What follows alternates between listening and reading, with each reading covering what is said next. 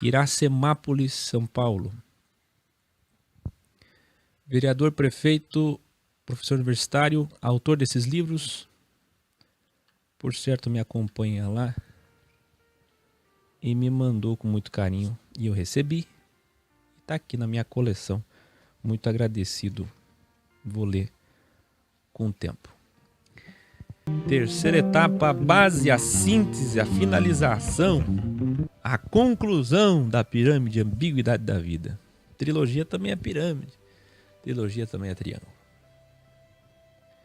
Nós aprendemos na primeira parte e na segunda, os versículos 1, 2, 3, 4, 5 e 6, até guerras, essa coisa de rumores de guerras, e Trump, Venezuela, e Trump e Coreia do Norte. Aí lá vem o ignóbil, que não sabe, que não aprendeu, porque o sistema só toma dinheiro dele, não ensina nada para ele, e ele acha que sabe da Bíblia, ainda usa a Bíblia para condenar os outros.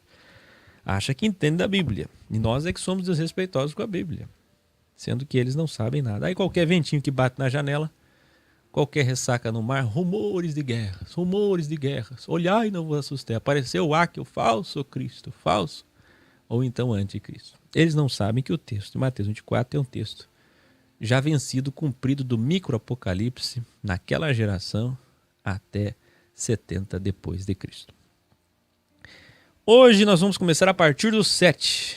Vem comigo pro versículo de número 7. Na sua tela, Mateus 24, 7. Porquanto se levantará nação contra nação, reino contra reino, já perscrutamos isso.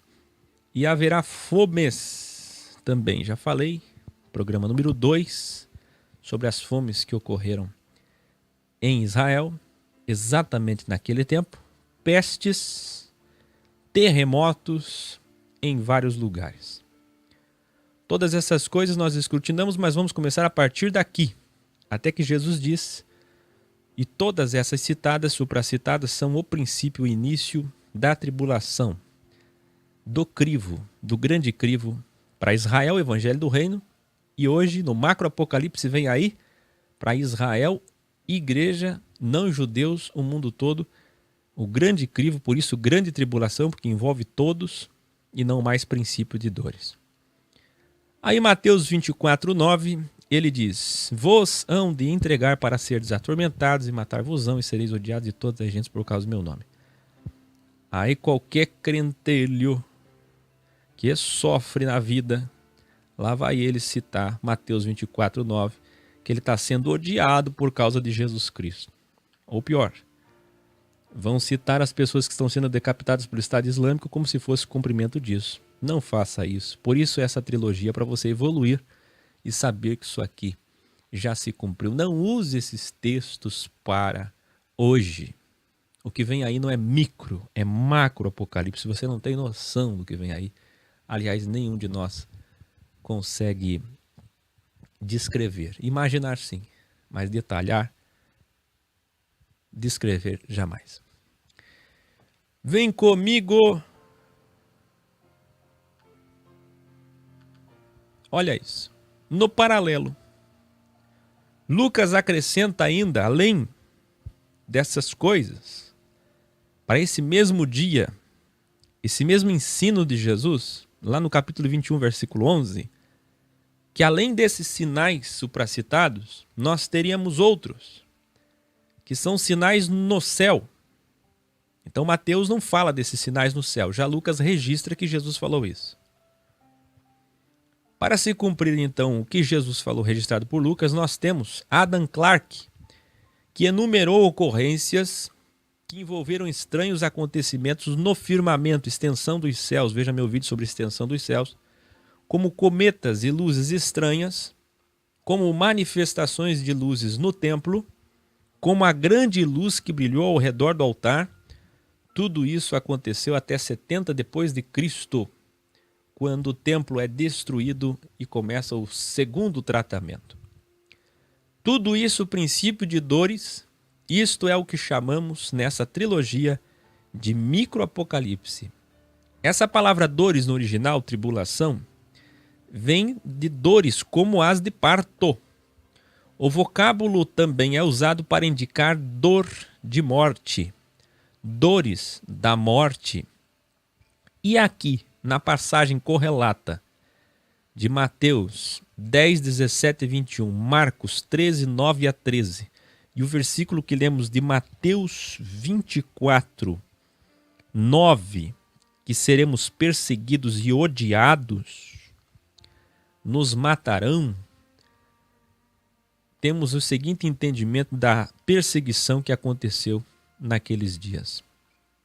Os judeus foram perseguidos, preste atenção, desde o ano 50 antes da destruição de Jerusalém, até 300 depois de Cristo, quando começou o cristianismo posto hoje de Lutero, Calvino e Constantino, do protestantismo e catolicismo do grande imperador Constantino, por isso Igreja Católica Apostólica Romana. Quando ela se instalou, foi sediada em Roma, a partir de Roma, quando o epicentro do cristianismo deixou de ser Jerusalém para ser Roma, então nós temos o grande início da apostasia e cessou a perseguição. Agora os judeus não são mais perseguidos, são eles os perseguidores e dominadores do mundo. Vamos explicar aqui, portanto, no quadro Ide, Indo ou Já Foram. Isso é título de um vídeo lindo que eu fiz e eu espero, para o seu bem, que você já tenha assistido e entendido. Olha isso aqui que eu vou mostrar para vocês. Amanhã eu vou falar sobre poder. Recebereis poder. Mas hoje, última aula da trilogia, preste atenção. Ide. Isso aqui é tão importante. Nós estamos falando em 33. Esquece o erro de calendário por enquanto. Nós estamos falando da destruição de Jerusalém em 70. Nós estamos falando de Colossenses, como eu falei no vídeo Ide, Indo ou Já Foram, aonde Paulo claramente diz, não só Colossenses, mas todo o entendimento, que ele já tinha ido. Agora não é mais ide, ido. Naquela geração, tudo se cumpriu dessa geração. Não vai passar. E mais, além de tudo, além do templo derrubado, pedra sobre pedra, em 70 depois de Cristo e o cumprimento de todas essas coisas, tudo que nós entendemos sobre Espírito Santo, vou falar amanhã, sobre dons, sobre manifestações, que também são sinais, não como terremotos, pestes e fomes, mas sinais da igreja para os não salvos, para os indoutos, para os que não sabiam sobre. Tudo isso aqui estende-se da partida da Assunção de Jesus até 70, ou seja, aproximadamente 37 anos. Paulo morre de 2 a 3 anos antes da destruição de Jerusalém. E Paulo, antes de morrer, antes de ser morto, antes de ser um mártir da igreja, ele cumpre o seu papel, não só ele como todos. Você está vendo aqui. Nós temos a possibilidade de Pedro ter ido para a Babilônia ou para Roma no fim dos seus dias e deixado Tiago em Jerusalém em seu lugar. José de Arimateia ter ido para a Inglaterra, por isso que a igreja anglicana diz que foi ele quem começou o cristianismo na Inglaterra. E vários outros. Maria Madalena foi para o sul da França. São dados históricos provados pelos gnósticos, pelas sociedades secretas. Não a história toda. A história toda, vocês sabem, metade é mentira. Mas a ida dela é possível. Quer dizer, eles migraram, eles se dispersaram. Depois da destruição de Jerusalém, ou um pouco antes, quando as coisas começaram a vir contra eles, que começou esse princípio de dores, eles se dispersaram pelo mundo. E esses judeus maravilhosos que nós temos como referência, esses heróis da fé do novo, neotestamentários, como eu citei alguns, eles saíram de Jerusalém, eles não puderam mais ficar lá. Os que não foram mortos, eles foram para a Europa, para a Ásia. E o mundo pré-América, que era Euro-Ásia, África, Oriente Médio, tinha sido alcançado por Paulo, por Silas, por Barnabé, por todos eles, sem necessidade de citá-los. Isso aqui você tem que entender. A importância de assistir esse vídeo indo ou já foram. Por quê? Porque quando você lê sobre apostasia naqueles dias, quando você vai ler agora, ó, Mateus 24, 7, 8, melhor dizendo, princípio de dores, 9, serão odiados, perseguidos, tribulações e morte. 10, escândalos, um vai entregar o outro, ódio. 11, muitos falsos profetas, pregadores, seduzirão a muitos. 12, multiplica-se o pecado deliberado, o pior descaminho, que é o avon, iniquidade, e se esfria o amor. 13, mas o que perseverar até o fim será salvo. Salvo do quê?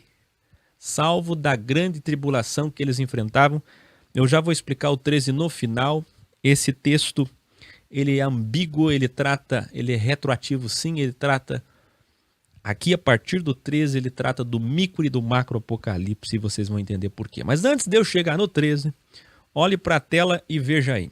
Apostasia. Vocês lembram do meu vídeo recente, que é o Versus Malafaia? Que eu sempre uso 2 Coríntios 11 para refutá-lo. E dessa vez, de uma forma muito cômica, ele estava usando 2 Coríntios 11 para se defender.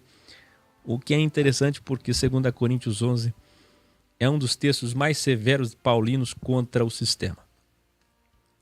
2 Coríntios 11 e todas as cartas, 1 Timóteo 3, 2 Timóteo 4, que fala de apostasia, que fala de amontoar doutores para si, que fala de doutrina de demônios, que fala de falsos mestres, que fala de mercenários, que fala de pessoas que venderiam a fé, que fala de pessoas que comercializariam a fé, como 2 Coríntios 11 diz, aparência de anjo de luz, de Lucifer, mas negando a eficácia da luz, como ele escrutinou nas cartas a Tito, Filemon, Timóteo, Paulo.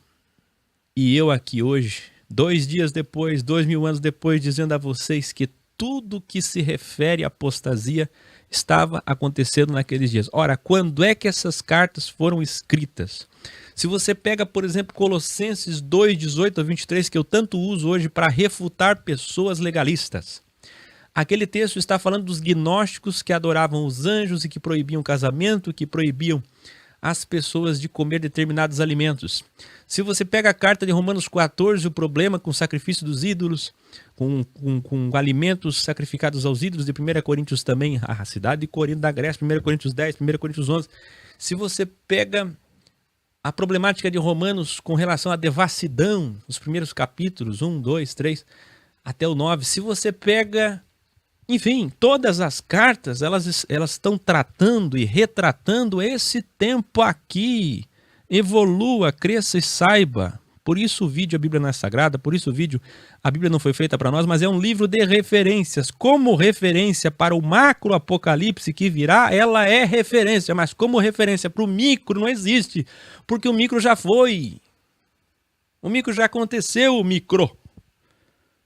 Então quando você vê alguém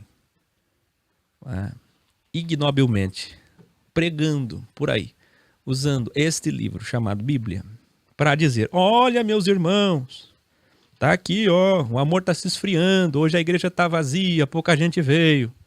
Olha meus irmãos, quanta divisão, vão se enganar, vão se entregar, vão se odiar, vão se escandalizar, vão se matar.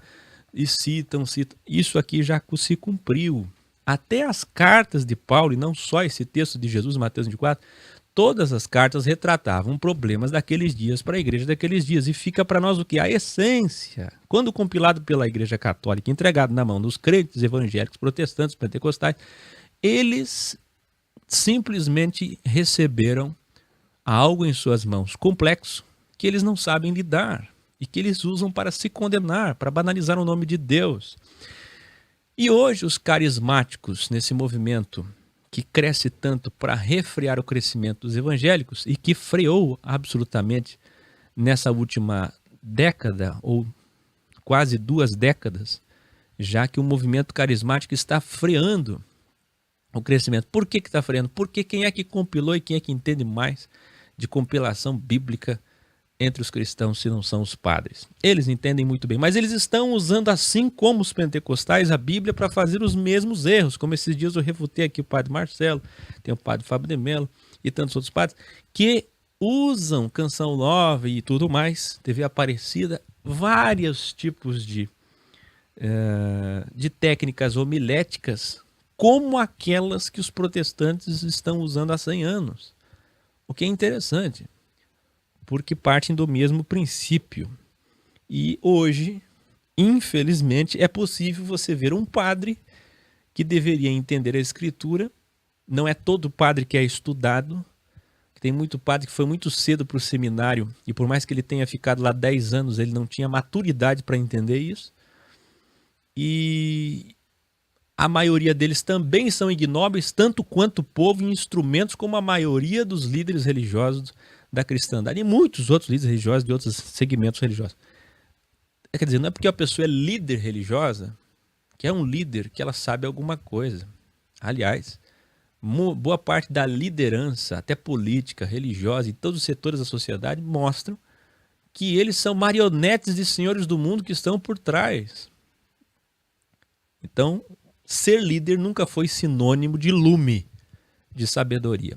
Hoje, então, portanto, sacerdotes católicos, sacerdotes protestantes, sacerdotes carismáticos, todos em nome de Cristo, usando a Bíblia e aplicando esses textos não como referência, mas como sagrados e individuais, querendo que essas coisas se cumpram em suas vidas hoje e mais, refutando as coisas que acontecem com esses textos. Então aqui, quando você pega Paulo falando de apostasia, não se esqueça que a apostasia foi para aqueles dias no cumprimento do Ide até 70 depois de Cristo. Mas eu posso usar esse texto para a apostasia de hoje? Pode. Pode. Só que nós saímos do Evangelho do Reino. Quero ver se aparece aqui em cima. Ó. Saímos do Evangelho do Reino, da notícia do rei. Ó. Saímos do Evangelho do Reino para o Evangelho da Graça, que é a porta aberta para os não. É a chance. Graça no original é chance, porta aberta. É a porta paralela que se abriu para os derradeiros que chegarão primeiros. Essa graça, esse tempo que os gentios pisariam, como eu mostrei para vocês na aula 1, aula 2, que é o interrompimento, o congelamento da 69ª semana para a 70ª semana de Daniel, é nesse tempo aqui, durante 2000 anos, 2 dias, que nós temos o cumprimento de um outro paralelo, de um paralelo que faz referência ao paradigma, ao espelho do Evangelho do Reino. Ou seja, se aqui na propagação do Evangelho do Reino, e naqueles dias, até 70 depois de Cristo, aconteceu tudo o que sabemos, apostasia e tudo mais, hoje, nesses 2 dias de Oséias 6:2, nesses 2 milênios, com a porta da graça, continua acontecendo. Mas acontece agora não com Israel, acontece agora com a igreja. Só que não acontecem as coisas místicas que estão nas cartas de Paulo e de Pedro, de quem quer que seja. Acontece porque o ser humano é o mesmo, e o mal e o bem são também a mesma porção, a mesma metafisicalidade sobre o crivo, sobre esse domo. Quer seja judeu, como diz Romanos, ou quer seja grego, quer seja não judeu e gentil, todos nós estamos sendo crivados em bem e mal. E é por essa razão que acontecem as mesmas coisas. O terceiro poder é o mesmo. Se naqueles dias os gentios que ouviam o evangelho da graça, através de Paulo, estavam se afastando deliberadamente do evangelho, que é a apostasia, hoje continua acontecendo a mesma coisa. Mas não use textos de Paulo, como você vai ver agora, sem saber disso, sem entender isso, e, se possível, quando possível, explicar isso para as pessoas. Essa diferença de algo que já foi, mas que continua tendo valor para a referência e não a aplicação direta, individual, pessoal. Entenda. Ninguém pode olhar outra pessoa e dizer, olha, está na Bíblia. Veja meus vídeos com o grande problema da frase está na Bíblia. Está na Bíblia. A apostasia está se cumprindo. Não, querido, não está se cumprindo. Já se cumpriu até 70 depois de Cristo. O que nós estamos vivendo é uma graça, é uma chance para os não-judeus que continuam errando assim como aqueles que está na Bíblia erraram. Mas nós, em breve, sofreremos dias que nunca nenhum homem sofreu nessa quase semana de existência da Terra. Nesses 6.000 anos, nunca existiram dias como aqueles que viveremos do macro-apocalipse. Pois entre estes se encontram os que penetram sorrateiramente nas casas e conseguem cativar mulheres sobrecarregadas de pecados, conduzidas de várias paixões, segundo Timóteo 3,6. Veja, eu só posso aplicar esse texto hoje se acontece alguma coisa idêntica ou correlata como referência. Porque o que Paulo está tratando, obviamente o que Paulo está tratando para Timóteo, era de uma problemática daqueles dias, de algo que já estava acontecendo. Tendo forma de piedade, negando-lhe, entretanto, poder, foge deste, segundo Timóteo 3,5. Isso já estava acontecendo naqueles dias do ide por todo o mundo, onde Jesus diz, amanhã eu vou falar o tema específico, recebereis poder e farão coisas maiores. E fizeram, tanto Paulo quanto Pedro, tantos outros fizeram, naqueles dias. Esse é o propósito real das interferências de Deus que nós conhecemos pela compilação chamada Bíblia no Novo Testamento. Então tinha a apostasia dos gnósticos que eu já falei. Tinha a apostasia das cartas de Paulo a Timóteo, dos conselhos paulinos àqueles jovens, dizendo, olha, as coisas estão cada vez pior e quando eu partir ficarão ainda mais. É isso que Paulo vaticinava. Paulo não disse que haveria retroatividade de poder, retroação da Rua Azusa, pentecostalismo, que o Espírito Santo já desceu em Atos 2 e ia descer de novo e fica descendo. Não. O cumprimento é cumprimento, coerência é coerência, coesão, coesão. Explicar a ignobilidade de hoje ao citar ou aplicar esses textos, já expliquei. Vamos embora. Por se multiplicar a iniquidade, tudo até 70 depois de Cristo, já expliquei. Será pregado este evangelho. Que evangelho? Jesus está falando do evangelho do reino. Agora nós vamos chegar no finalzinho, que é o 13, então virá o fim. Então os que estavam reunidos lhe perguntaram, Senhor, quando? Antes de eu ler isso aqui, olhe para cá. Eu vou ter que apagar isso aqui. Eu vou apagar. E você vai prestar bem atenção nesse versículo 13 de Mateus 24. Nós temos uma bifurcação ideológica,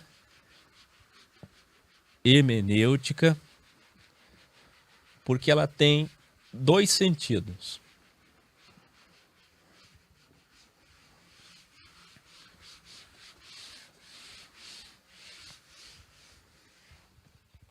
Nós estamos falando, olhe para cá, de Mateus 24, 13. Isso aqui é algo que eu já expliquei para vocês muitas e muitas vezes nos cursos, para quem já fez. Mas não da forma que vou explicar agora dentro dessa temática, esse contexto, essa trilogia. Mateus 24, 13. Olha só. Aquele que perseverar até o fim será salvo. Aquele que perseverar até o fim será salvo. Dois entendimentos. O primeiro, parte do entendimento do reino, do micro e para os judeus. O segundo, parte do entendimento da graça, do macro e para os não-judeus ou todos. O primeiro entendimento é que ele está falando que aquele que perseverar até o fim, um será levado, o outro será deixado. Porque na invasão de Jerusalém, escute, faltou, segundo os historiadores, faltou madeira. Acabou madeira, não tinha mais madeira para sacrificar, para crucificar cristãos em fogueiras ou com chamas nos pés, na cabeça, de ponta cabeça, ou sem chamas. Não tinha mais madeira para matar judeus e cristãos, não só cristãos, todos. Não tinha mais madeira. Faltou madeira. Só para você ter ideia, 70 depois de Cristo, o que aconteceu? Os soldados, sem nenhuma piedade, entraram, invadiram Israel, Jerusalém, e foram derrubando e destruindo tudo. Eu falei na aula número 2, que o general Tito Domiciano deliberou uma ordem para não destruir o templo, porque templo é dinheiro, não destrói o templo. Mas eles estavam com tanta fúria que aqueles blocos gigantes de pedra foram destruídos por eles. Naquele tempo, que não tinha tanque de guerra não tinha bomba não. Olha a fúria daqueles soldados. E são esses que pegavam as mulheres, pegavam as crianças, dividiam os casais, matava um e deixava outro, porque um fugia e um ficava, um morria e o outro sobrevivia. É assim que aconteceu, um será tomado, outro será deixado. Então o texto, um será tomado, outro será deixado, tem esse entendimento e o outro. E aqui sobre Mateus 24, 13, que nós lemos, será pregado, ou melhor, 13, mas o que perseverar até o fim, esse será salvo, é do fim da grande tribulação. Está falando para os judeus, quem está ouvindo. Eu não posso pegar e imaginar que Jesus está falando, Mateus 24, registrado por esse discípulo, até o versículo 12, e no 13 ele muda a coerência, que é o que eles fazem por aí, a interpretação das pessoas por aí não tem coerência desse texto, até versículo aqui vai ali, depois de um determinado versículo vai lá, isso não tem coerência, só tem coerência dentro dessa interpretação que eu estou explicando para vocês.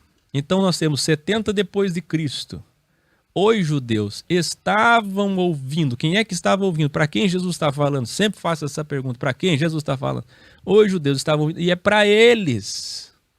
Ele estava dizendo, aquele que conseguir perseverar até o fim será salvo da grande tribulação. O problema do cristão é que ele lê o termo vocábulo salvo, e a única coisa que ele lembra é de salvação da alma. Céu, céu, lindo céu, salvação. Ele não entende que salvo é salvo no sentido de escapar vivo, de conseguir sobreviver à matança sanguinária de Tito Domiciano de 70, da invasão a Israel, a invasão a Jerusalém.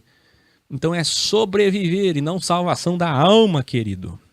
E o segundo entendimento, para a graça, no macro apocalipse que ainda virá para os não-judeus, para todos, é que aquele que perseverar até o fim da grande tribulação que vem aí, por isso grande é macro apocalipse, a macro tribulação que vem aí sim, mesma coisa. Nós que vamos enfrentar a grande tribulação, nós também, mesma coisa, assim em paralelo como os judeus.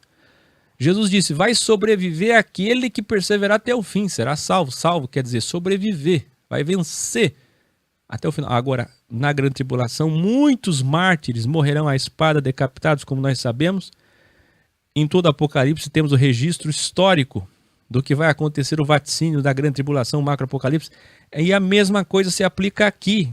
Leia comigo 13, mas o que perseverar até o fim, esse será salvo. Ele está falando para os judeus, mas em paralelo, se você quer aplicar, número 2, olha para cá, olha para cá, olha para cá, se você quer aplicar esse texto para você, a única forma como referência para a graça no macro para os não-judeus é nesse entendimento que nós, assim como os judeus, tiveram que enfrentar até o fim, nós teremos que enfrentar até o fim da grande tribulação.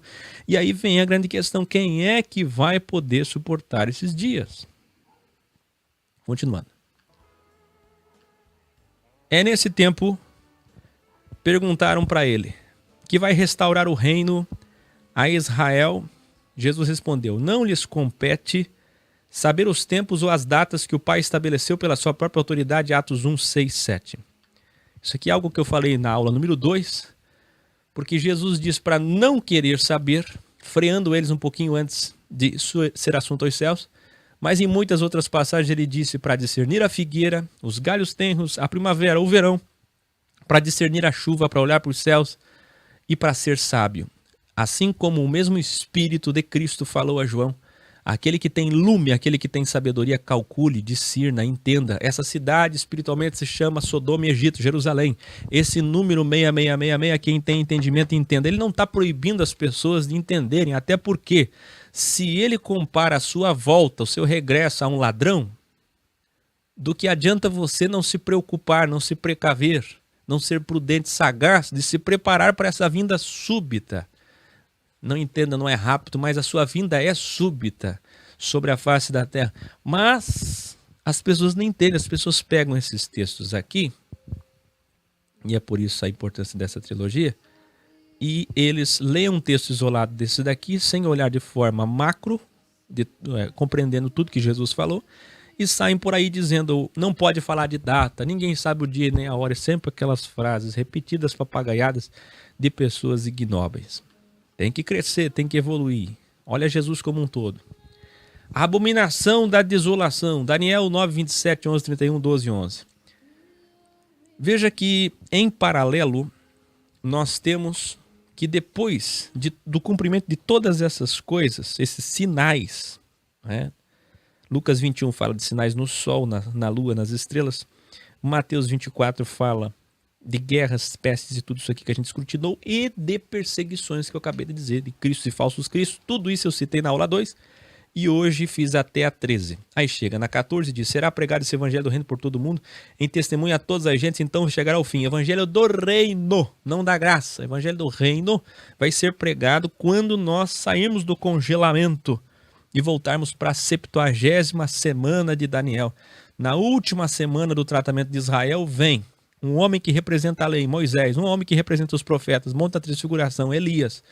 Esses dois vêm, serão mortos, serão levados aos céus, eles sim serão arrebatados aos céus diante de todos os homens. Eles vão pregar na última semana para os 144 mil, veja só, 12 vezes 12, 6. Olha os números. Ah, tá entendendo? Nós estamos aqui, ó, 69ª. Nós estamos aqui. Quando voltar aqui, evangelho do reino e não da graça. Mas quantos teólogos, quantos repetidores de distorções, de embustes ou de ignorância que saem por aí dizendo que tem que cumprir o ide atrelado a Mateus 24, 14, sendo que 14 está falando do evangelho do reino. Aí compreende o seguinte, Jesus está falando até o 13 de 70 depois de Cristo, e agora ele vai entrar no discernimento do texto correlato de Daniel. Por isso que eu já fui para a abominação da desolação. Para você entender, Epifânio erigiu um altar a Zeus, no altar de Jeová. Está lá em Macabeus 1, dos 54 ao 64. Isto aconteceu em cerca de 170 a.C. Esse monarca perpetrou o que se considerou atrocidades contra os judeus e contra a religião judaica, mediante a poluição do Templo de Jerusalém. Ele era um pequeno modelo micro-anticristo, espírito 666 corporificado. Assim como foi Nero, assim como foi Calígula, assim como foi o general Tito Domiciano, eles são do microapocalipse, da microtribulação, do princípio de dores. Cada vez que o mal corporifica, nós temos um pequeno anticristo modelo. Aí vocês sabem, se você pega outras passagens correlatas, como eu falei, Marcos 13, Lucas 21, Mateus 24, Mateus 10, Daniel, Apocalipse, quantas vezes eu refutei isso há 4 anos atrás? Tinha um cidadão na internet enganando milhares de pessoas e dizendo, fujam para as montanhas, está na hora, vai começar a grande tribulação. Cada vez que tem um papa novo, um presidente novo dos Estados Unidos, cada vez que tem alguma coisa na ONU, na União Europeia, lá vem o pessoal, fuja para a montanha, usando textos que não podem. Fugir para a montanha é para os judeus que sofreriam aquela invasão, 70 depois de Cristo. É para eles, não é para você, querido. A insanidade hoje de repetirem essa expressão tudo efeito da Bíblia Sagrada e não terem o lume de que a Bíblia não foi escrita para nós. Quem assistiu, entenda. Quem não assistiu, assista e entenda. Quem estiver sobre o eirado, naqueles tempos telhado, podia se fugir de telhado em telhado, sem descer ao solo. Por quê? Porque as casas eram erguidas próximas umas das outras, e seus telhados eram planos. Os rabinos falavam sobre a estrada dos telhados. Quando se descia para o que parecia um lugar seguro, chegava-se a um átrio, de onde se abriam diversas portas da casa.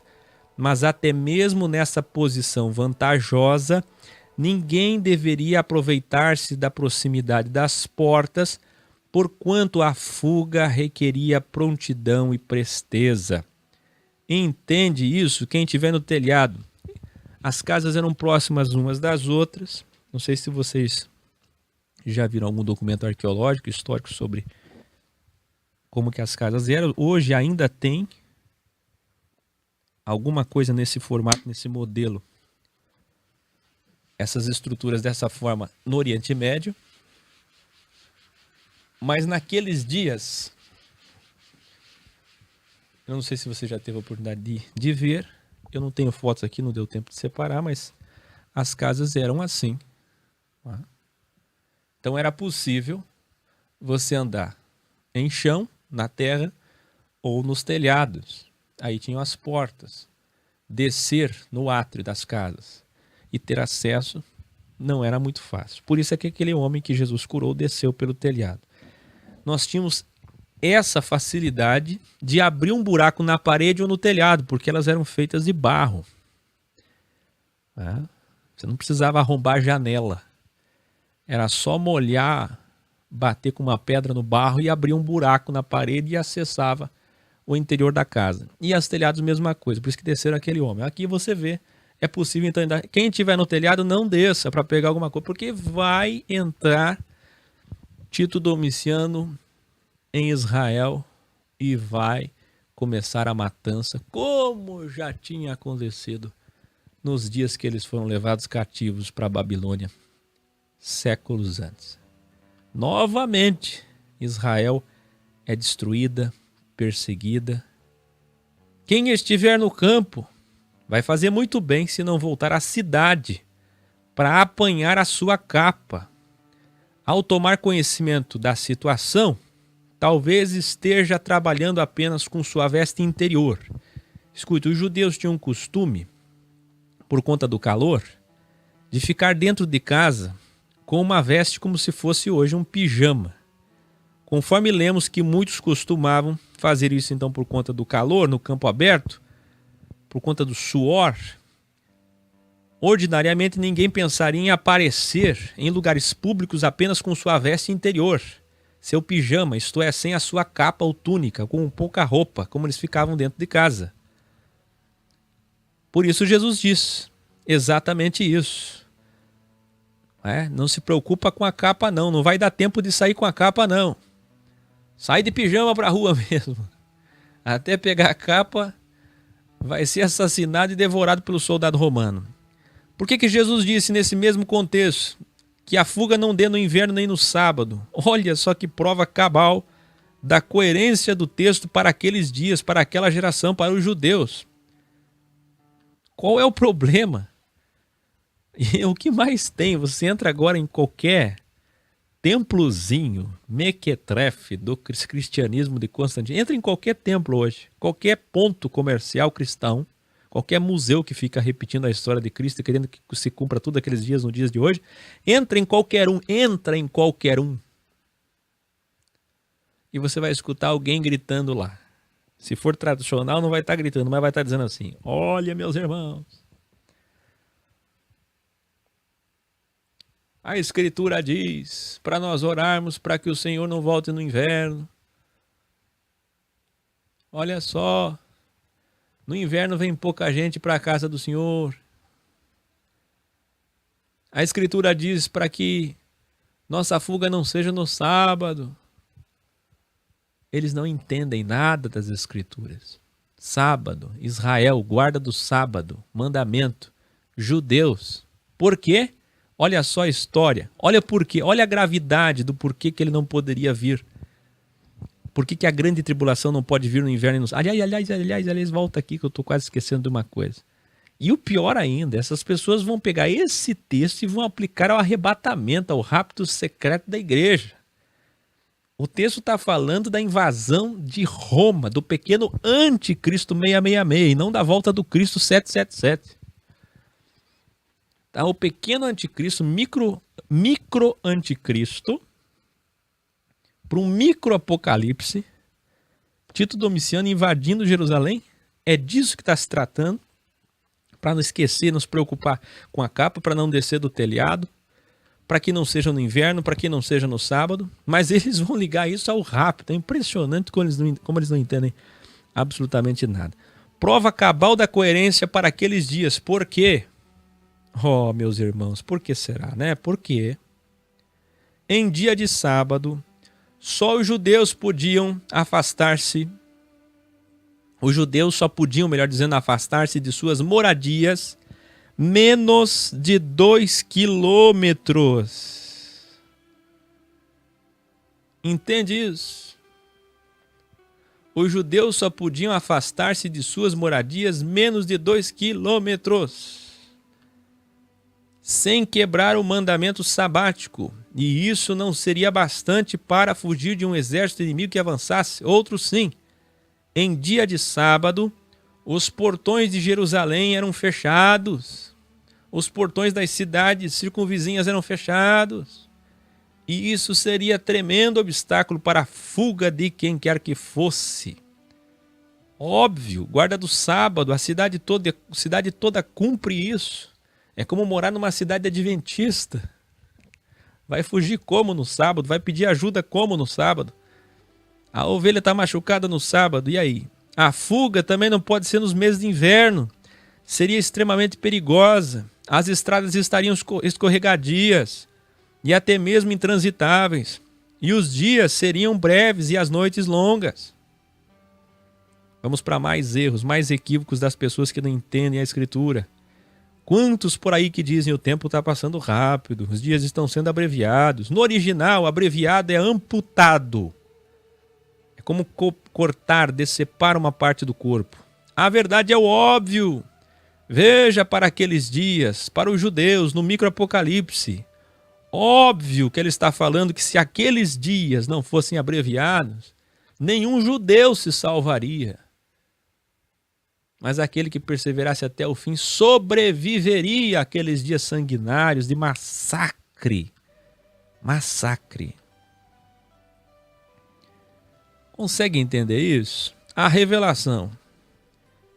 Existe a possibilidade de comparação do micro para o macro. Ser de 40 anos, eu falei isso na reunião agora de sábado, com um período de 7 anos que será mais crítico para Israel, ou que ela seria de 40 anos, paralelo 33 a 70, mas foi abreviado para 7 no microapocalipse, e no micro abreviada para os judeus naqueles dias de 70. O que é isso? Eu expliquei para os irmãos que foram na reunião.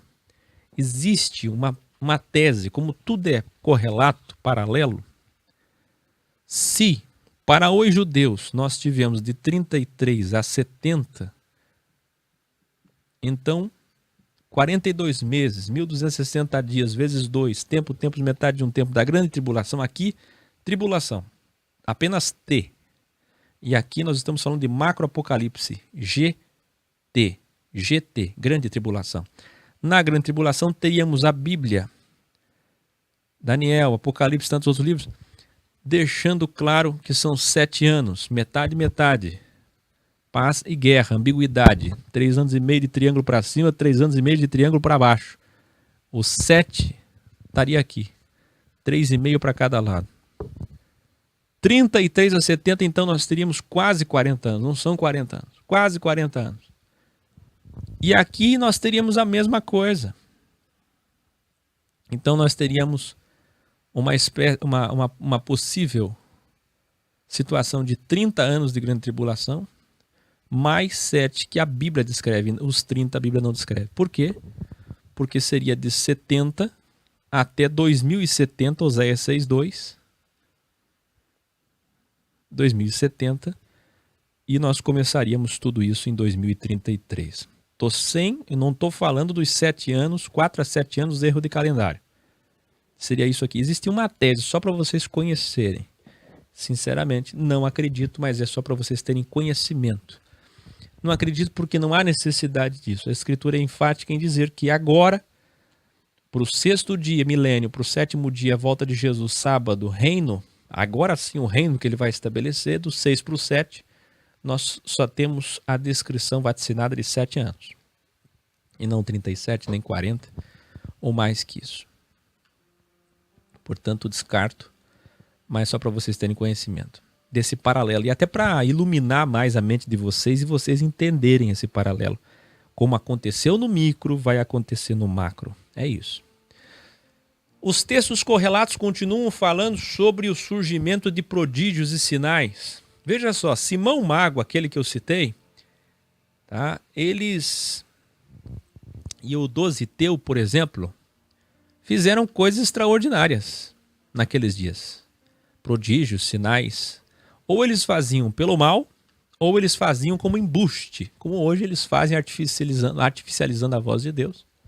Usando hipnose, por exemplo, técnicas do psique, coisas tão simples como eu costumo fazer, e vou começar a fazer mais nas reuniões e quero gravar isso, para que façam um paralelo e para que vocês vejam a artificialidade que eles usam hoje, assim como Simão Mago, Dositeu e Jerônimo. E tem também os mágicos embusteiros, tem os magos e os mágicos embusteiros, que não fazem nem técnica artificial, mas eles vão além. Eles usam estratégias para enganar o povo. Jerônimo, escuta isso. O historiador e, vocês sabem, o homem que fez a maior lambança nas escrituras porque foi patrocinado pela Igreja Católica e ordenado para fazer isso. Veja meus vídeos sobre... Eu tenho 2 vídeos sobre Jerônimo. Você que não assistiu, assista. Muito bom. A Bíblia tem erros. Eu não me lembro corretamente o título, mas excelente sobre Jerônimo. E quando os papas obrigavam ele a deturpar a escritura. Assista lá se você não assistiu. Jerônimo fala então de um certo Bar-Cocabe que fingia vomitar fogo da própria boca.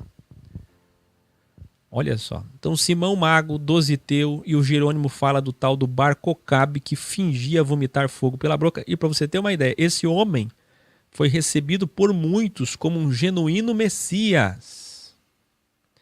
Agora isso é micro-apocalipse. No macro, o mal 666 vai corporificar. Vai corporificar. Então não vai ser um embusteiro, um simples mágico ou mago. Mas ele não é um farsante, um artificializante, um falsificador. Ele é o mal corporificado. E a expressão está no deserto. Joséfo diz-nos que um certo Simão, filho de Gioras, apareceu atraindo uma multidão no deserto, fazendo falsas reivindicações messiânicas. E como explicar a passagem do contexto como um relâmpago? Vamos seguindo. A parúzia do Senhor não será um acontecimento secreto. Olha só. A parousia do Senhor não será um acontecimento secreto. Veja o vídeo Arrebatamento para Jerusalém. Todo mundo tem que assistir este vídeo. Será público, no mais alto grau, tal como um relâmpago. Um relâmpago não é secreto, em meio a uma tempestade, todos veem, que fulgura de um lado a outro, não haverá qualquer equívoco a respeito. Outro texto que as pessoas não entendem. Onde estiver o cadáver, outro texto que as pessoas não entendem. 2 estarão no campo, um será tomado, outro será deixado. Mateus 24:40. Vamos entender. Onde estiver o cadáver, aí se ajuntarão os abutres. Lucas 17:37, na passagem correlata. Também os originais veem o sinônimo águia. Se você abrir alguma tradução, você vai encontrar ora abutres, ora águias. Preste atenção. O cadáver, no original grego, significa cair, um corpo caído. Jesus usou um provérbio secular, aliás, nessa passagem, Jesus e Paulo usaram muitos provérbios seculares, usaram muitas citações de filósofos, usaram muitos entendimentos daquela época, da cultura da época e de coisas que eles estavam vendo, coisas que estavam próximo deles no cenário da prédica. Aqui Jesus está usando mais uma vez um provérbio secular, dando-lhe uma nova aplicação. Sabe o que dizia o provérbio secular? E que eles traduziram para isso que você lê e não entendem. Ah, cadáver abutres, está falando de Cristo. Aí vem uma patotinha exegética de teologia dizendo que fala de Cristo e outra patotinha diz que fala do anticristo. É isso que eles fazem com a escritura toda. Tem muita gente, por exemplo, que pega a passagem de Daniel e não entende o que está dizendo ali, porque não conhece semântica, não conhece etimologia, e sai por aí dizendo que o anticristo será efeminado, que não vai ter afeição a mulheres. Meu Deus do céu, as pessoas não entendem a escritura. É uma coisa que eu também já refutei muitas vezes, mas não vem ao caso hoje. Nada de efeminado, nada disso. Nada também de aplicações a Cristo ou anticristo. Escute o que eu vou dizer. O provérbio secular que Jesus usou é esse que está na tua tela. Onde houver motivos para julgamento, aí haverá julgamento. É isso que Jesus estava falando. Jesus estava dizendo o seguinte: a hora deles vai chegar, o momento vai chegar, vai se cumprir o que eu estou dizendo, não vai passar um tio. Nem tio existe no alfabeto hebraico, claro, é transliterado. Veja meu vídeo, o que significa J e tio, o Yod. Mas vamos embora. O que é que Jesus está falando? Jesus está dizendo que ele vem com o batismo com fogo. Esse é o batismo com fogo, o batismo do juízo. Veja meu vídeo, arrebatamento do joio. Onde houver motivos para julgamento, ali haverá julgamento. Ele está citando esse provérbio. O sol escurecerá no macro apocalipse. Aí fala da última semana, o sinal do Filho do Homem. Eis que vem com as nuvens e todo olho verá até quantos o transpassaram, como diz Zacarias. Aí você deve estar se perguntando, os que estão prestando mais atenção, que tem aqueles que só escutam e não prestam atenção. Quem está acompanhando o raciocínio comigo, dentro do possível, de um tema cheio de revelações e complexo para falar, porque em pouco tempo é impossível explicar um texto desse. Mas vamos lá. E nem adianta falar rápido, porque é muita informação para vocês. Em pouco tempo ninguém consegue absorver tanta informação. Mas eu quero colocar aqui que você entenda isso. Esse é o momento do quadro. Tem que ter quadro.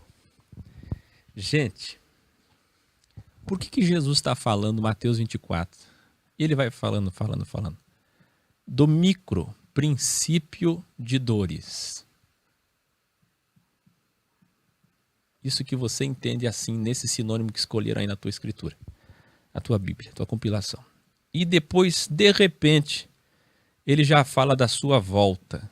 Aí eu pergunto para vocês.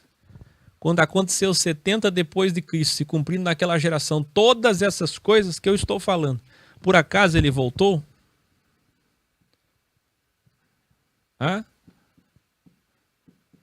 Por acaso ele voltou? Por isso que quando ele estava para subir Atos 1, eles disseram, quando será a restauração? Quando será o reino? Claro, a pergunta é óbvia.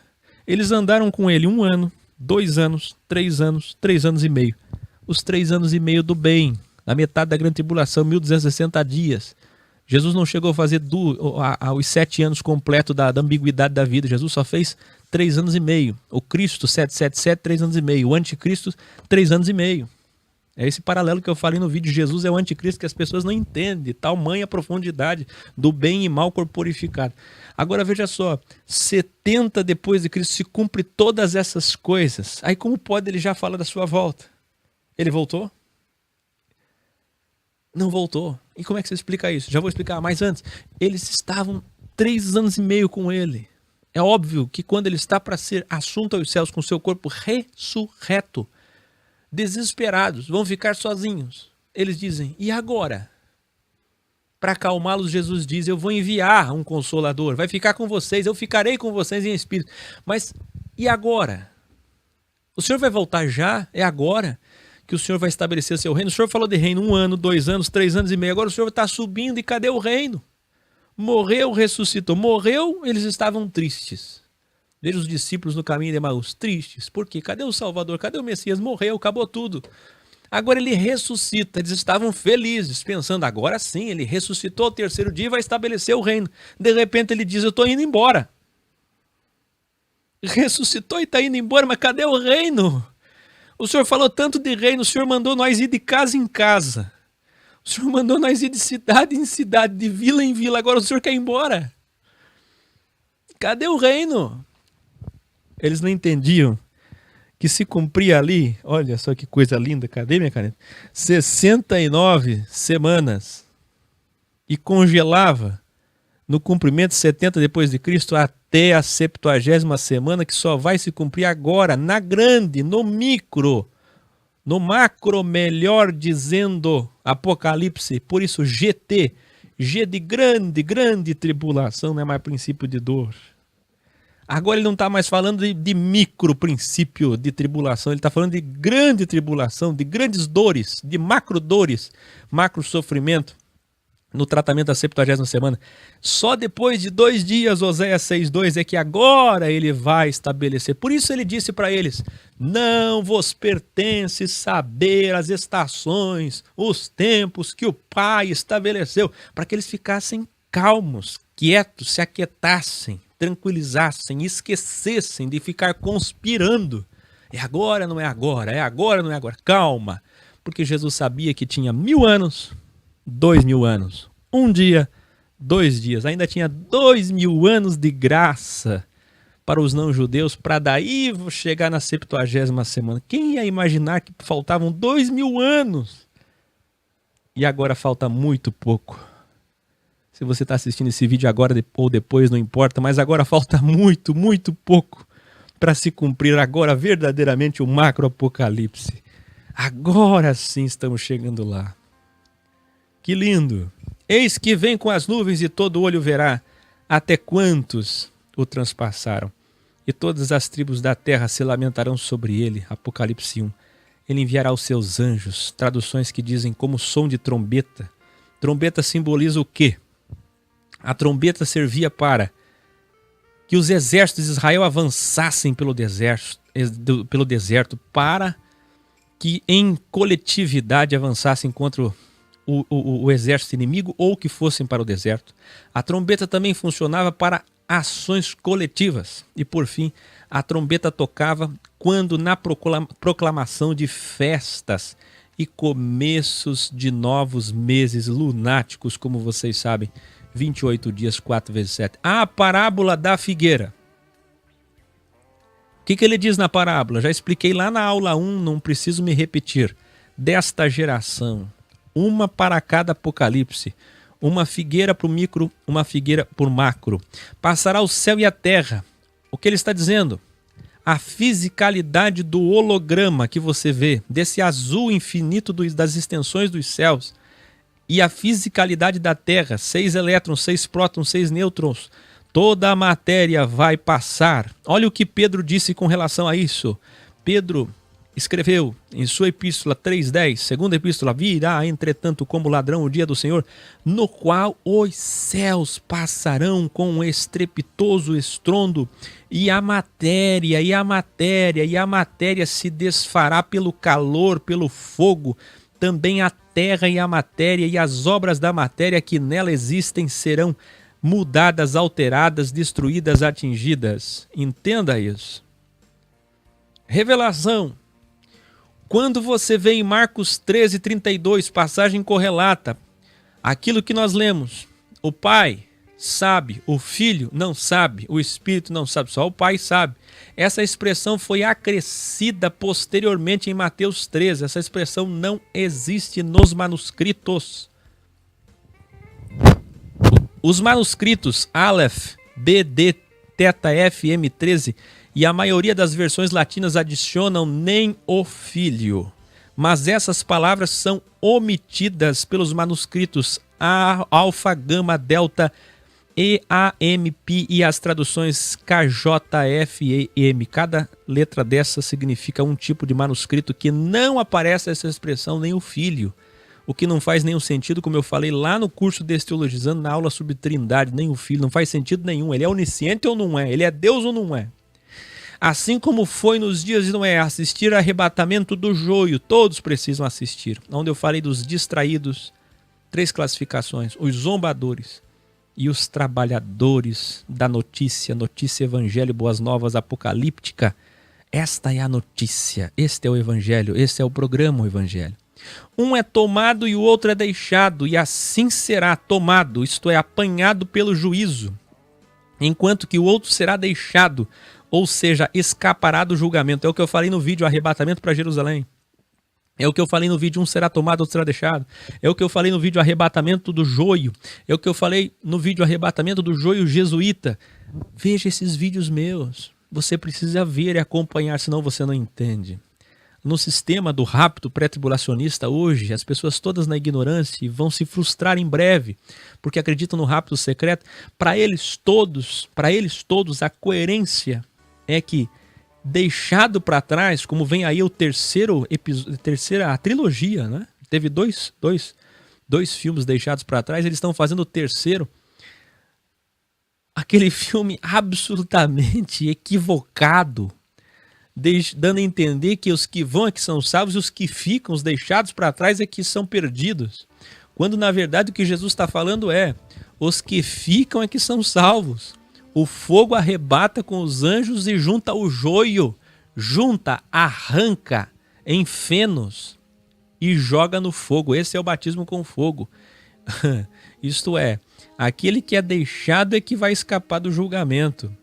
E quando fala um será tomado, outro será deixado, ele também está falando, como eu expliquei anteriormente, de 70 depois de Cristo. Está no campo trabalhando? Está no moinho trabalhando? Quando o exército romano invadir, 50% morre, 50% sobrevive. É isso que ele está falando. Vamos mais.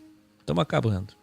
E o pai de família soubesse. O pai de família tinha uma casa feita de barro cozido, como eu falei anteriormente. Pelo que era extremamente fácil ao invasor fazer uma abertura em tais casas.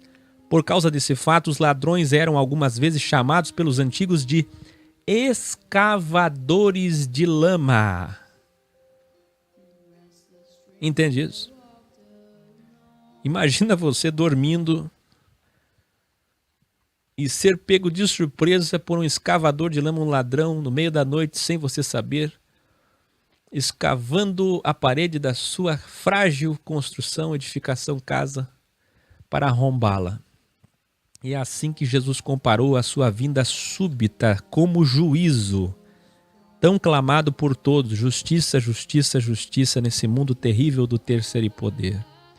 Chamados pelos antigos escavadores de lamas, a que hora explicar contexto, toda vez refutam o Áquel, porque não conhecem as escrituras que eles mesmos usam para julgar e condenar os outros. Vem aí uma grande revelação. O Áquel vai fazer um vídeo essa semana da contagem regressiva. O Áquel falou que faltam 17 anos para o fim. O Áquel falou de 2026, de 2029, 2033. Lá vem o pessoal falar asneira, porque não conhece a escritura. Ei, ora, é o que está na tua Bíblia. Veja meu vídeo Adulteração de Sinônimos. Você abre a tua Bíblia e encontra ora. Você vai lá na tua Bíblia e você vê ora. Mas não é hora. Hoje você vai aprender que é vigília.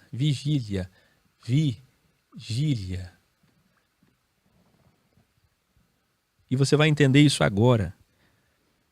Hora foi traduzido para vigília, senão você não vai entender.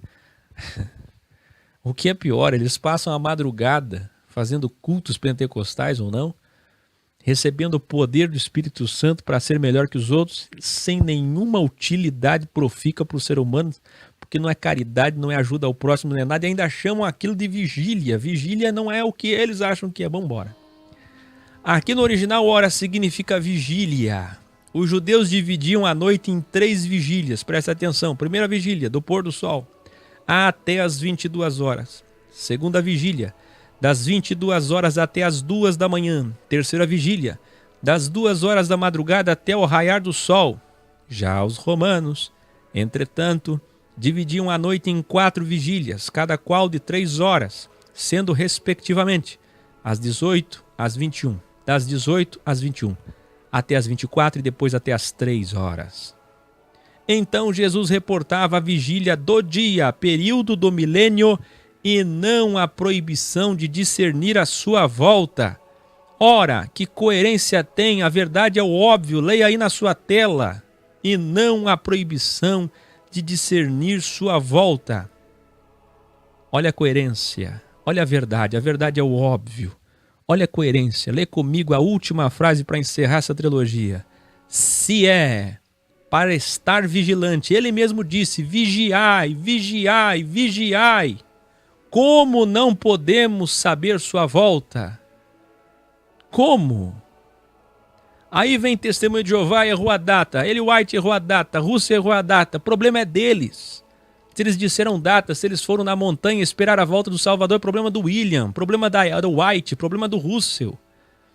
Agora, escute. Ele disse para sermos vigilantes. Nós não sabemos criteriosamente a vigília. Qual o período exato?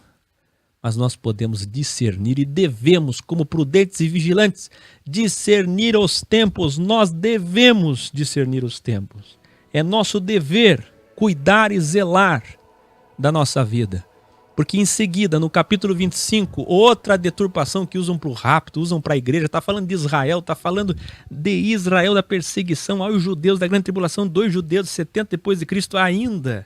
E correlata também a última semana de Daniel, 70ª semana, que vai acontecer agora com Israel no Evangelho do Reino. Mateus 25, parábola das 10 virgens.